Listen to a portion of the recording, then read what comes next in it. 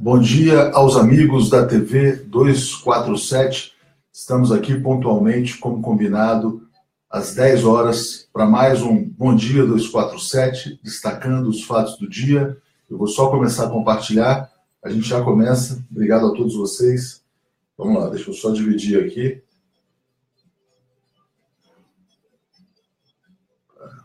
Bom dia, turma que já está entrando.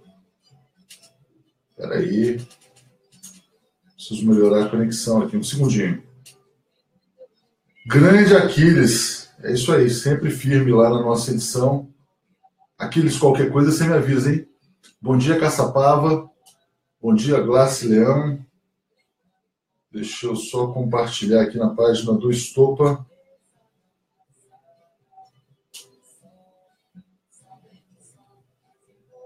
Leonardo Estopa. Aqui. Macapá, primeira cidade que se manifestou. Zurique, opa, direto da Suíça. Juiz de Fora, Nani Silvestre também está sempre com a gente na batalha diária contra o golpe, não é isso? Naviraí, mais uma vez. Obrigado, Naviraí. Grande Evandro é nosso seguidor frequente, nosso assinante também. Fortaleza, Ceará, Piquete, Porto Alegre, Timburi está sempre aqui também, hein? Timburi, Sorocaba, Londrina. Deixa eu só agora abrir aqui o meu Face para a gente acompanhar mais de perto. Espera aí, opa. Pausar a música, né, gente? Senão fica complicado aqui também. Fazer muita coisa ao mesmo tempo.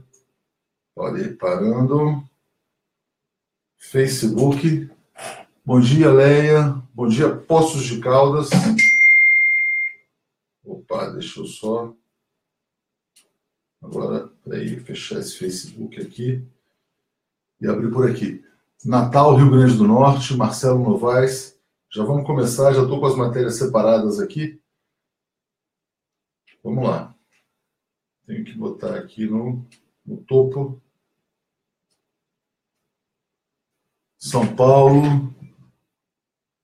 Natal está mandando um recado Bolsonaro 2018. Aqui a gente não vota no Bolsonaro, não, mas tudo bem. Ai. Parintins, no Amazonas, São Paulo. Vamos lá. Tem o pessoal mandando um recado aqui. Peraí, deixa eu só desligar essa caixa de som. Pronto, agora melhorou. Gente, vamos lá. Nosso tema principal hoje: São José dos Campos, Ibirama, Santa Catarina. Nosso tema principal hoje é a Convenção Nacional do PSDB. Imagino que muitos de vocês tenham acompanhado, né? Deu pancadaria, pessoal jogando cadeira para tudo quanto é lado. Deu uma confusão antes também importante, que foi o Aécio Neves sendo um pária no próprio partido, né? O Aécio foi vaiado, teve que ficar só meia hora, saiu pela porta dos fundos, e é um final... Peraí, tirando o som. É um final triste e merecido para este personagem, que é o grande responsável pelo caos que o Brasil vive nos dias de hoje, né? Pela desmoralização completa do Brasil como nação, como país.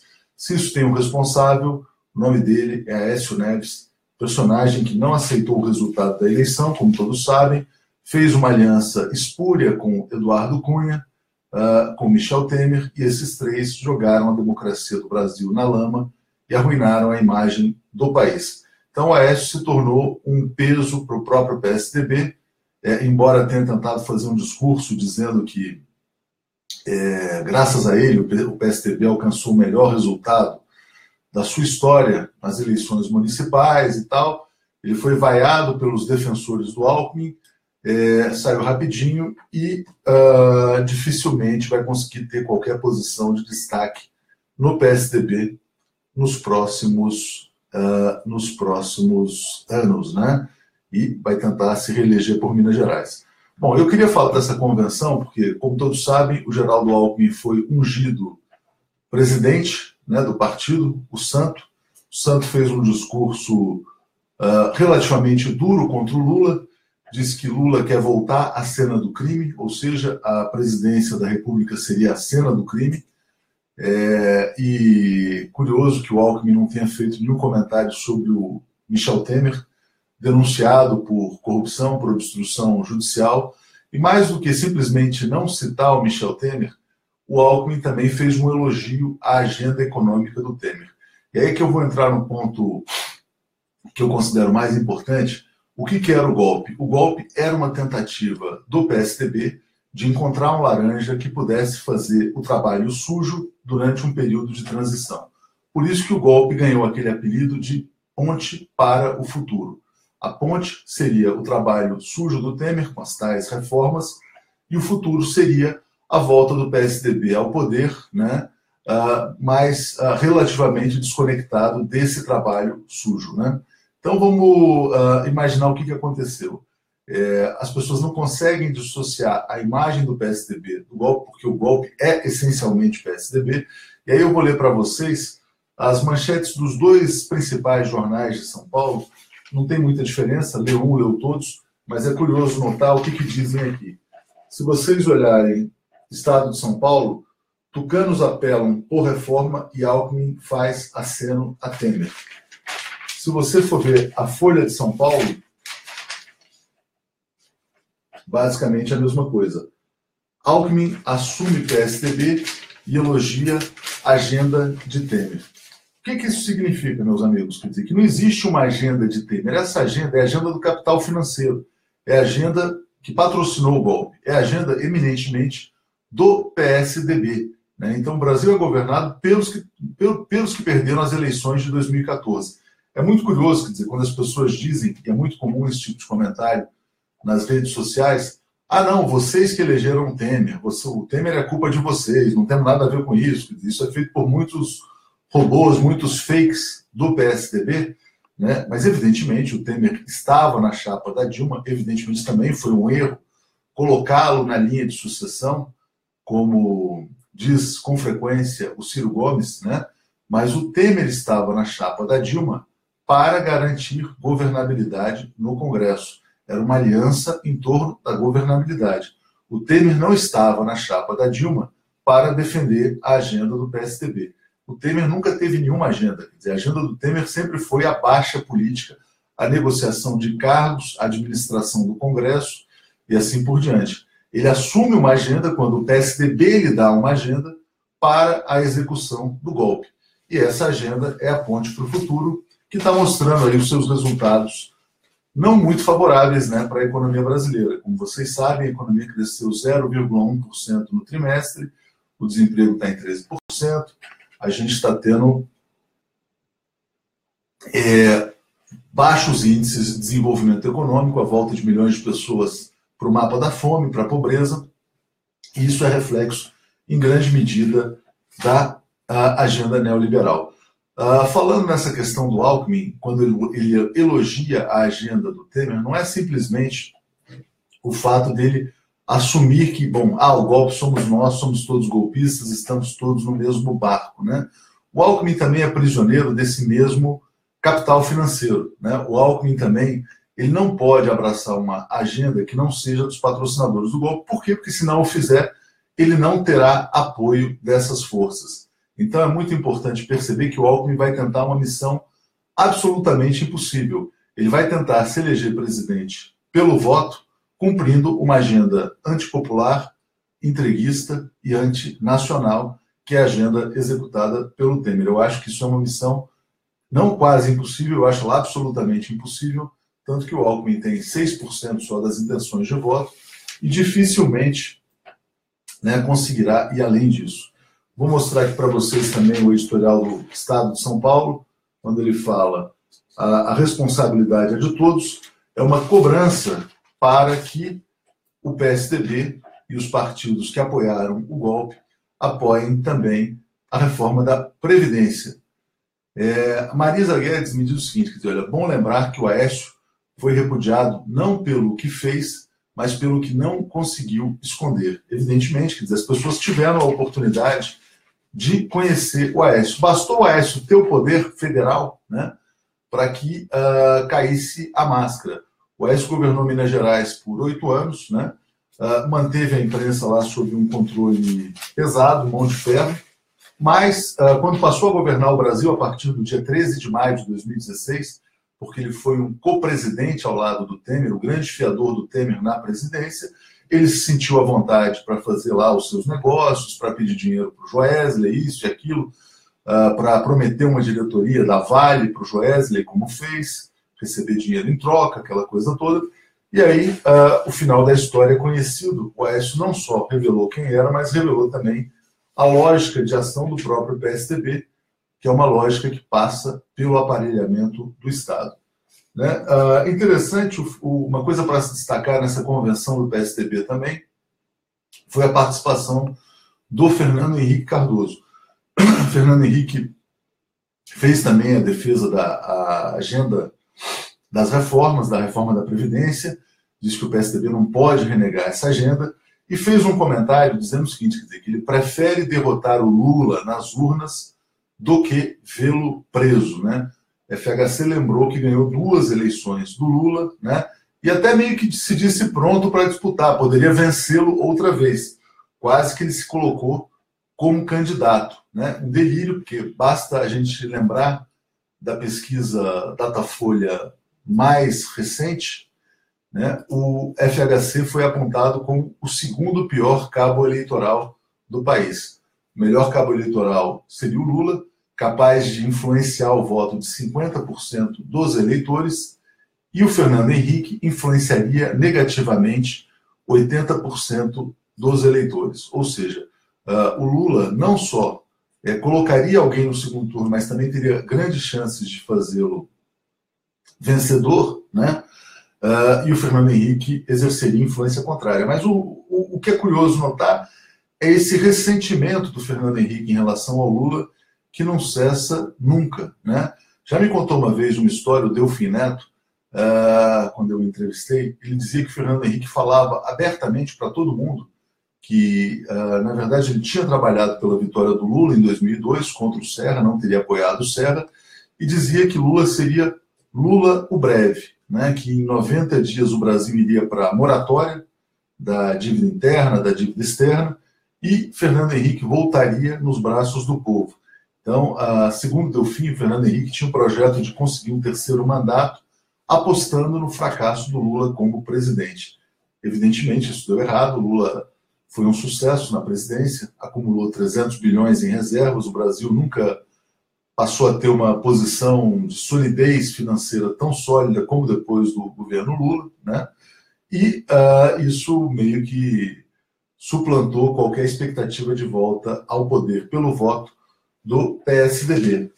Então, você ainda teve na convenção alguns discursos ali relativamente hipócritas, né? Você pega o Alberto Goldman dizendo que não, que o PSDB nunca foi governo, o PSDB não é governo Temer, dizendo que o Brasil ainda está vivendo o governo Dilma, mas só acredita nessa história quem é mal intencionado ou quem é desinformado. O governo Temer é PSDB, e isso está gravado na testa, né? PSDB é o golpe, como me diz aqui o Jailson Zanella, PSDB está morto, né? Tem um outro fato muito importante para a gente comentar do dia de ontem, como me lembra aqui o Pedro Marinho, de França, só antes saudando vocês aqui com a nossa caneca, que é o fato de o general Mourão ter sido colocado na geladeira, né? O general Mourão disse algumas verdades, disse que o governo Temer é um balcão de negócios, e o general Vilas Boas, que é o chefe do Exército, o retirou da Secretaria de Finanças do Exército. Ele praticamente agora vai ficar esperando voltar para a reserva, né? Mas isso também, quer dizer, essa questão de vitimizar o general Mourão pode também ser o pretexto para alguma movimentação política dele. O Mourão, segundo diz o Fernando Brito, editor do Tijolaço, poderá ser ou vice-presidente na chapa do Bolsonaro, ou até tentar uma candidatura presidencial por alguma legenda aí dessas de extrema-direita, né? Daqueles que são saudosos da chamada ditadura militar. Ou seja, ele pode abrir uma divisão em relação aos eleitores do Bolsonaro. Aqueles que acham o Bolsonaro muito louco, né? Muito, assim, descontrolado, quem sabe podem ter uma alternativa no general Mourão.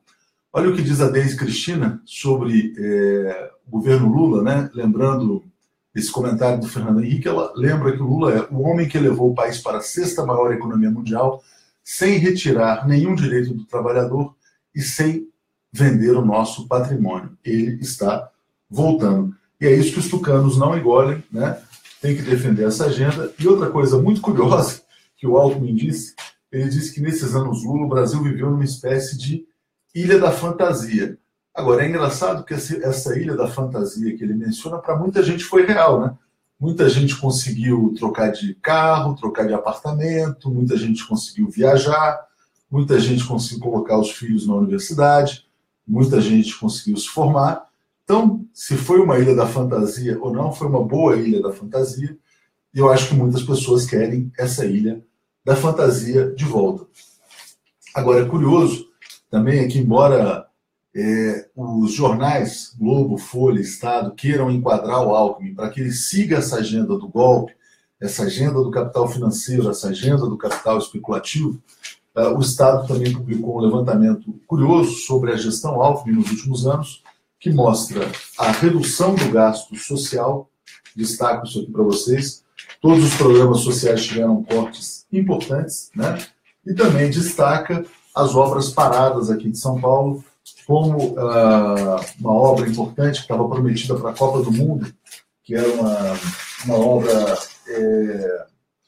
enfim, quer dizer, de conectar, de levar o metrô até o aeroporto de Guarulhos, né, parada, muita coisa parada aqui no estado de São Paulo.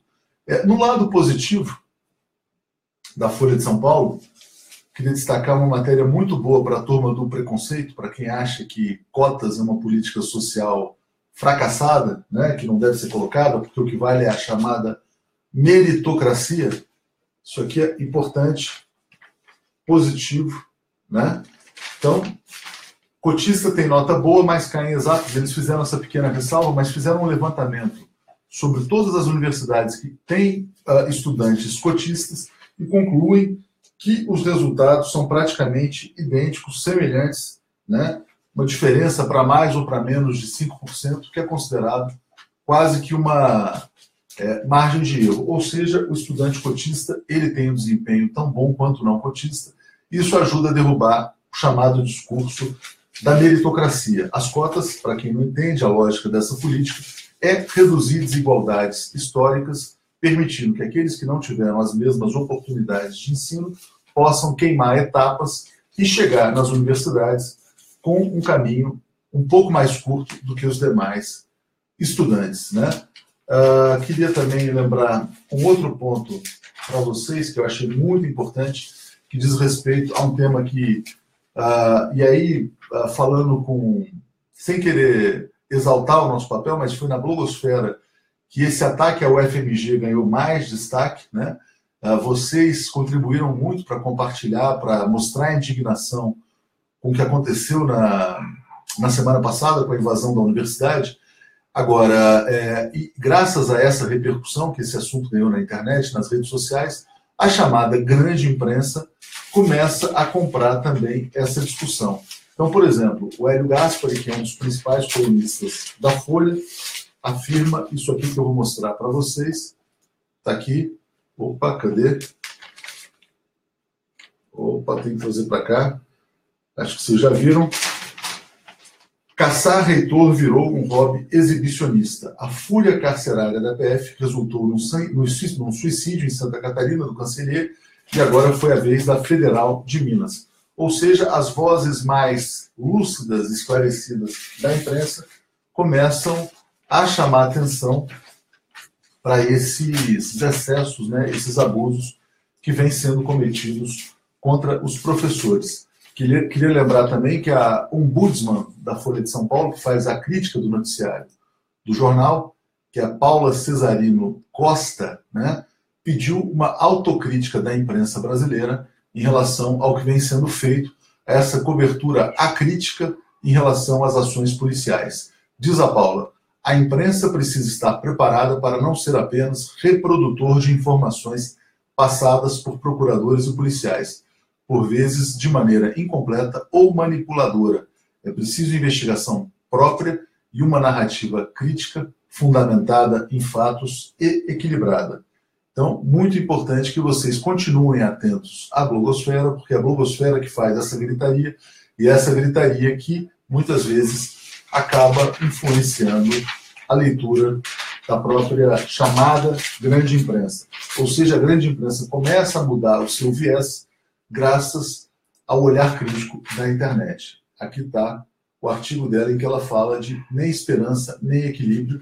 Lembrando que essa operação foi chamada de esperança equilibrista, e o Aldir Blanc, compositor da música, o Bêbado Equilibrista, publicou mais um artigo em que ele critica a usurpação da sua música pelas forças da chamada escalada autoritária dessa repressão que está acontecendo no país.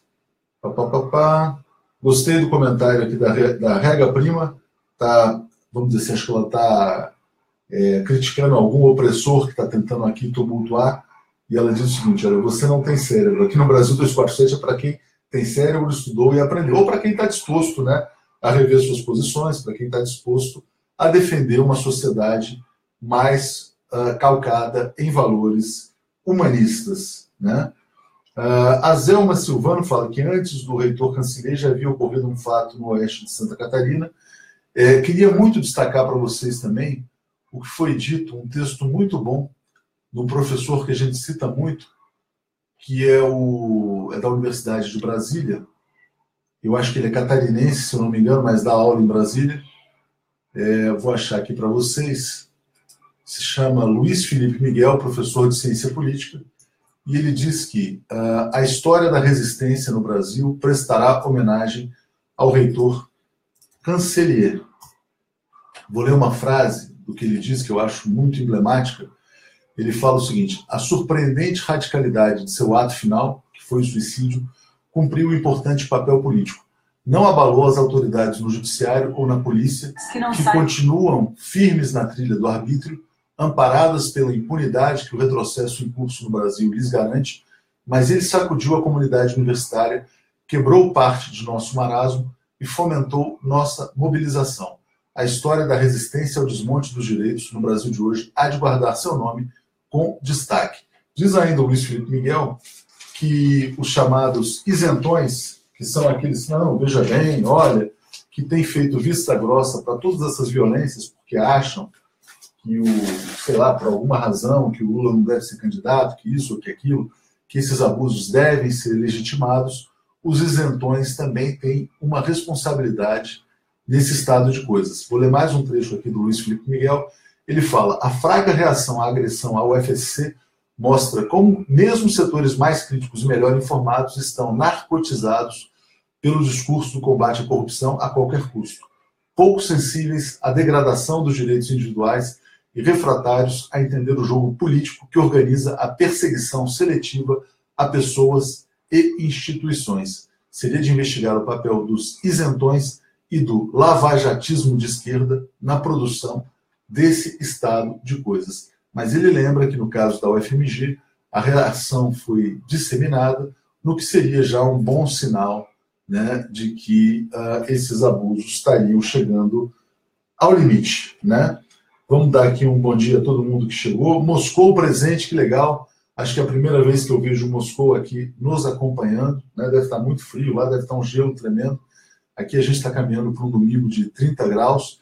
Vou destacar como última notícia a entrevista da nossa presidente legítima, Dilma Rousseff, que deu uma entrevista à agência EFE espanhola, no Uruguai. Ela foi ao Uruguai, teve um encontro com o Mujica, e ela fala que a direita ataca Lula por não ter um candidato competitivo. Ela diz, se eles tivessem a consciência de que teria uma vitória eleitoral mais tranquila, de que eventualmente o Lula não seria candidato, já estariam até buscando um acordo, uma composição com as forças golpeadas para que o Brasil voltasse à normalidade. Mas como eles não se mostram capazes de fabricar um candidato viável, essas mesmas forças que deram o golpe mantêm o Brasil tensionado, né, e caminhando para o buraco. Então é muito importante que a gente saiba, que a gente tenha cada vez mais a consciência, a convicção de que esse golpe foi um golpe PSDB, PMDB, o o PMDB ele é secundário, né? Ele é apenas o laranja do PSDB na execução dessa agenda, que é uma agenda eminentemente tucana. Os tucanos queriam ali uma mão invisível que fizesse o trabalho que eles, evidentemente, sabem que tira votos, né? Mas isso não está sendo possível, e o governo agora mostra sua cara, né? Quer dizer, essa cara é do Carlos Marum. Carlos Marum, muita gente lembrando, peraí que está tendo uma cachorrada danada aqui, o Carlos Marum, muita gente lembrando que ele é o representante do Eduardo Cunha no governo. Deixa eu só... Vem cá, rapaz. Só lembrando, quer dizer, que o Marum, que antes para todo mundo era o símbolo da degradação política no Brasil, né? Agora já é visto até como uma pessoa que é responsável. Peraí. Desculpa, gente. O que eu queria destacar é que o Temer e o Marum, muito malandramente, quando eles assumem a agenda do mercado, porque eles não têm nenhum compromisso com o eleitor, com o voto, eles se valem da própria impopularidade. O Marum falou com o Camarote, do G1, disse que vai fazer de tudo para conseguir os votos da reforma da Previdência. O Temer assume abertamente a agenda da reforma da Previdência. Tal. Eles compram a agenda do mercado, eles ganham sobrevida no governo, ganham imunidade a críticas, porque, por exemplo, a mídia controlada pelo capital financeiro para de bater nos dois, e eles tentam puxar o PSDB para essa canoa furada, que é o golpe de 2016. Gente, eu acho que eu já falei demais, acho que a gente já está indo aqui para 10h30, todo mundo querendo curtir o domingo de sol, seja em São Paulo, em outras cidades. Então, vamos lá, né? Acho que agora é o momento da gente se despedir. Dou um agradecimento especial a todos vocês, especialmente aqueles que já estão participando da nossa campanha de assinaturas solidárias. Para quem ainda não sabe como participar, eu estou aqui colocando um link dizendo que isso aqui é um grande sucesso até hoje e a gente caminha para se transformar num veículo de comunicação que, vocês vão ver, futuramente vai ser financiado 100% pelos próprios leitores e vai ter capacidade de produzir muito conteúdo, seja na internet, seja na televisão, pela internet. Bom dia a todos, obrigado e até amanhã. Lembrando que amanhã, 7h30, no Bom Dia 247. Beijão para todo mundo.